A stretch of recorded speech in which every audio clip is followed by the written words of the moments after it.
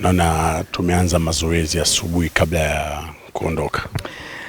Mara baada ya mchezo wetu wa jana asubuhi ya leo tumeamkia katika uwanja wa Kaitaba kwa ajili ya kufanya recovery kwa wale wachezaji ambao walicheza mechi jana na kufanya a full session kwa wale wachezaji ambao hawakucheza mechi jana na ambao waliingia sabu.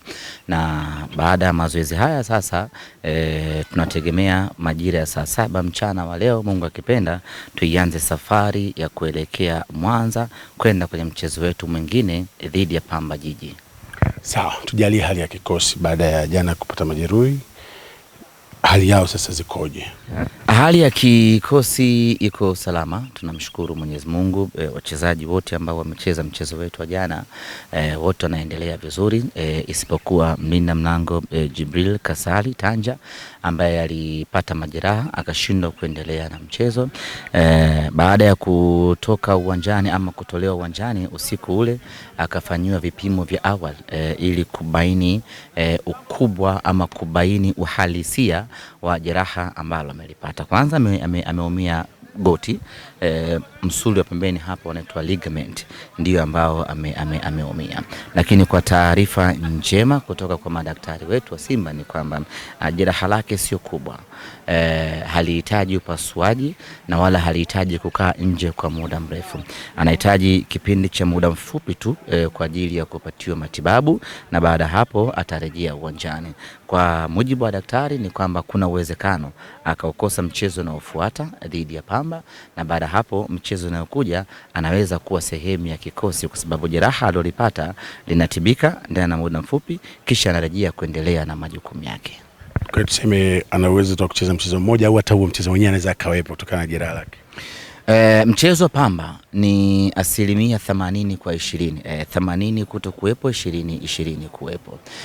Mchezo unaofuata baada ya Pamba, kwa maana mechi dhidi ya Singida, hapo ni 50 kwa 50, kwa sababu baada ya mechi ya Pamba siku ya Jumatano tarehe 19 ataangaliwa tena ili kuangaliwa maendeleo yake yakoje. Kama atakuwa amerecover pakubwa, basi atakuwa sehemu ya kikosi kwenye mechi dhidi ya Singida. Lakini kama bado atakuwa hajakaa sawa, pia anaweza kukosa mchezo dhidi ya Singida. Lakini kwa sasa for sure ni kwamba mechi dhidi ya Pamba ni 80% za kuto kuwepo na 20 kuwepo pekee. Ndio maana umeona leo hata kwenye mazoezi ameshindwa kutokea. Tunamwangalia hali yake kesho kwenye mazoezi ya mwisho, na baada hapo tutaelekea kwenye mchezo wetu dhidi ya Pamba. Kitu gani kimekufurahisha Bukoba ambacho unatamani ukikute Mwanza? Viko vingi in fact. Cha kwanza ni area ya mashabiki. Tangu tumewasili hapa Bukoba kumekuwa chanya kweli kweli. Mashabiki pale airport, mashabiki mitaani, lakini kubwa kabisa ni mashabiki uwanjani. Na ambavyo mashabiki waliitika katika uwanja huu wa Kaitaba na wanashangilia na kucheza muda wote, ndio kitu ambacho natamani tukikute Mwanza kitu hicho. Tukute watu wanachangamka, watu wana vibe, watu wanamzuka na timu yao, watu wanaonesha kuiunga mkono Simba yao. Hiko ndo kitu ambacho natamani tukikute Mwanza, tukikute Singida. Lakini kingine ambacho natamani kukikuta Mwanza ni ushirikiano. Kwa hapa Bukoba tumepata ushirikiano wa kiwango cha hali ya juu sana. Watu wa Bukoba waliacha kila kitu wakawekeza nguvu kwenye Simba yao. Natamani na Mwanza hivyo hivyo watu waache kila kitu wawekeze nguvu kwenye Simba yao. Hapa Bukoba watu wana mapenzi na timu yao ya hapa Bukoba, lakini wakasema timu ya nyumbani tusubiri kwanza, tuipambanie timu ya rohoni ambayo ni Simba Sports. Na Mwanza nategemea hivyo hivyo. Watu waachane na vitu vyote vya Mwanza, wajikite kwenye kuisupport na kuipambania Simba, wahakikishe Simba inapata ushindi, mambo mengine yataendelea baadaye. Kingine ambacho natamani kukikuta Mwanza ni sato. Sato.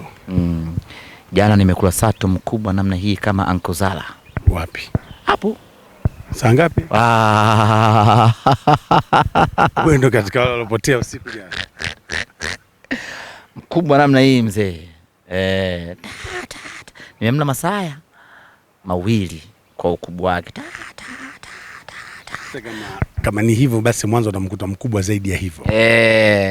Mwanza nataka mkubwa zaidi sasa.